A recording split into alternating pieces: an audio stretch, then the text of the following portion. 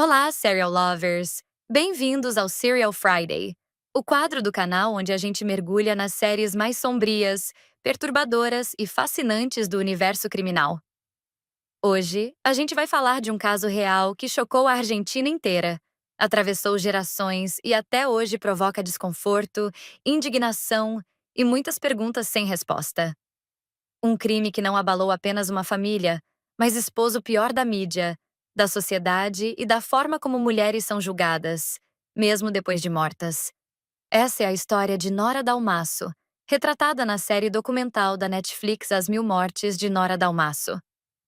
E aqui no canal, a gente vai analisar essa série episódio por episódio, toda sexta-feira, na nossa playlist Serial Friday.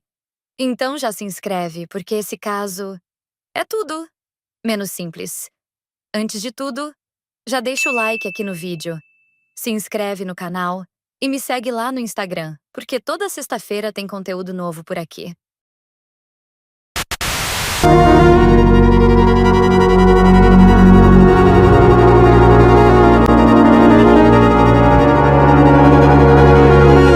E hoje a gente continua essa história com o segundo episódio de 3. Um episódio que muda completamente o rumo da investigação e mostra como a busca por justiça começou a se misturar perigosamente com política, pressão social e erros graves de condução policial. A série começa mostrando que, 11 semanas após o crime, em fevereiro de 2007, a pressão por respostas já não vinha apenas da população ou da mídia, mas também da política. Figuras públicas e candidatos começaram a usar o caso como pauta, prometendo solução rápida, justiça imediata, culpados presos. Só que, muitas vezes, quando a política entra pela porta, a justiça sai pela janela. E é exatamente essa sensação que começa a tomar conta de tudo.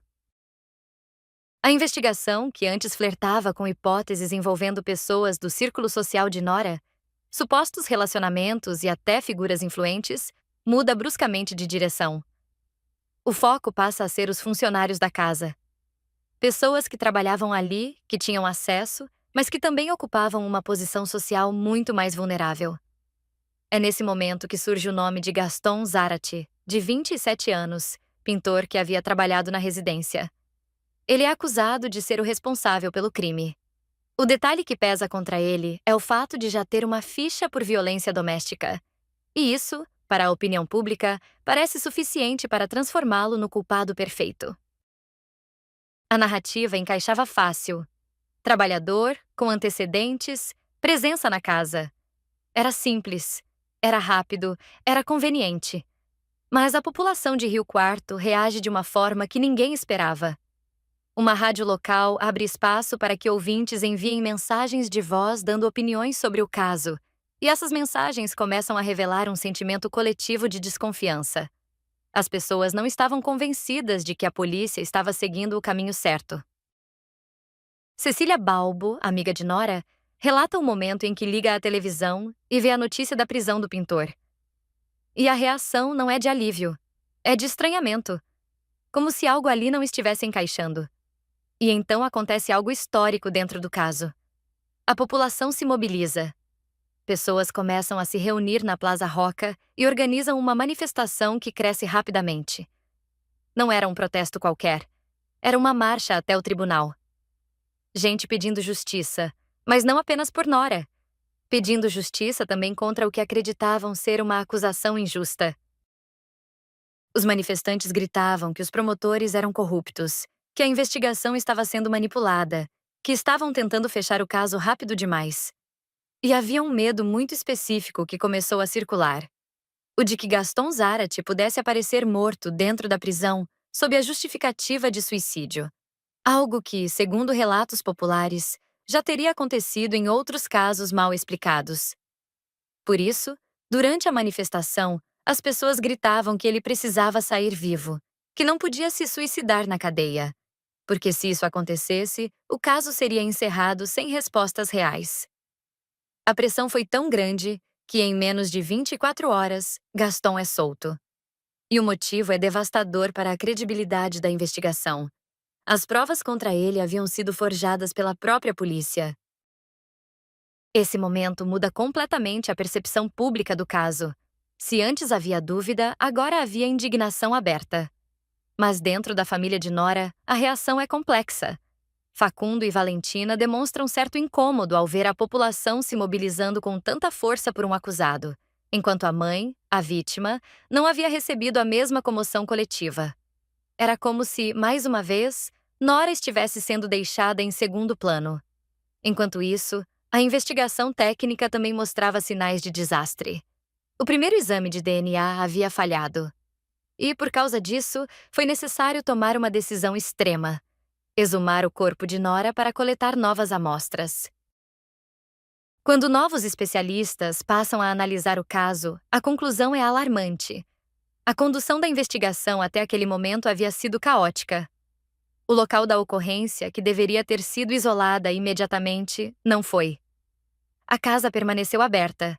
Pessoas entraram e saíram livremente. Estima-se que cerca de 20 pessoas tiveram acesso ao local, entre amigos, familiares e até um padre. Todos eles precisaram ser chamados posteriormente para fornecer material genético, porque qualquer vestígio encontrado poderia estar contaminado. Esse detalhe é crucial, porque mostra que, desde o começo, a possibilidade de erro era gigantesca. Mesmo assim, a vida da família seguia sob observação constante. O pai orienta os filhos a continuarem estudando, trabalhando, mantendo a rotina. Para ele, a vida precisava seguir. Mas para a mídia local, isso parecia frieza. Jornalistas passam a questionar o luto da família, como se existisse uma forma correta e pública de sofrer. Facundo volta para a universidade, e os repórteres vão atrás dele até lá, tentando arrancar declarações sobre a morte da própria mãe. Pouco depois, sai o novo resultado de DNA, e ele causa outro terremoto. Segundo a análise, o material genético encontrado indicava que o autor do crime só poderia ser alguém da família Macarron: o pai, o avô ou o próprio filho. E é aqui que o episódio entra em uma das partes mais dolorosas. A imprensa descobre que Facundo era gay, algo que nem toda a família sabia, e decide expor isso publicamente. Em vez de tratar com respeito, a informação é usada para reforçar preconceitos. Naquela sociedade conservadora, a homossexualidade era associada a desvio moral, delinquência, escândalo. E dentro de um caso criminal já midiático, isso se torna combustível para ataques. Meses depois, em junho de 2007, Facundo vive um dos momentos mais traumáticos de toda a história. Ele está indo de táxi para a psicóloga quando ouve no rádio que havia sido oficialmente acusado pelo crime contra a própria mãe. Mesmo não estando na cidade no dia do crime. Mesmo tendo testemunhas. Mesmo com registros de viagem. Ainda assim, agora ele precisava provar sua inocência, diante de uma acusação que poderia levá-lo à prisão perpétua. O advogado dele diz uma frase que resume bem o momento: que quando a política entra pela porta, a justiça sai pela janela. Ele relata que, ao encontrar Facundo, o jovem estava em estado de choque, incapaz de dimensionar o tamanho da acusação. Durante o depoimento, o promotor apresenta uma narrativa que beira o absurdo. Diz que Facundo teria viajado mais de 200 quilômetros em um dia chuvoso, voltado para casa, confessado à mãe que era gay, que ela não teria aceitado, e que, por isso, ele teria cometido o crime. Era uma hipótese sem sustentação concreta, mas que foi levada adiante. Paralelamente, a mídia também começa a atacar Valentina. Uma carta que ela havia escrito ao pai, meses antes, elogiando-o pelo aniversário, é vazada. E jornais passam a insinuar um relacionamento incestuoso entre pai e filha, sem qualquer prova, sem qualquer limite ético. Como se não bastasse, alguém liga anonimamente para veículos de imprensa oferecendo fotos exclusivas do local dos fatos. Algumas redações recusam. Outras publicam.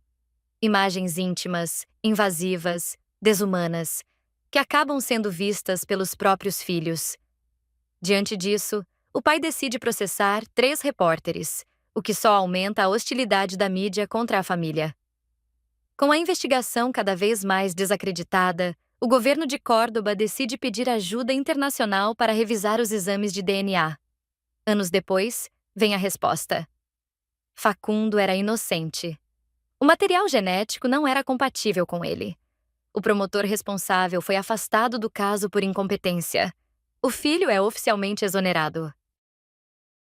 Mas, naquele momento, a pergunta que começa a circular é inevitável. Se não era o filho, então quem era? E é assim que o segundo episódio termina, com a sensação de que a investigação, em vez de avançar, havia apenas multiplicado erros, ferido inocentes e afastado ainda mais a verdade. Se você quer entender como essa história continua, já se inscreve no canal, deixa o like e comenta aqui embaixo o que mais te revoltou nesse episódio. Semana que vem, a gente chega ao terceiro e último capítulo dessa série. E aí sim, as peças começam a se reorganizar. A gente se vê na próxima sexta, no Serial Friday.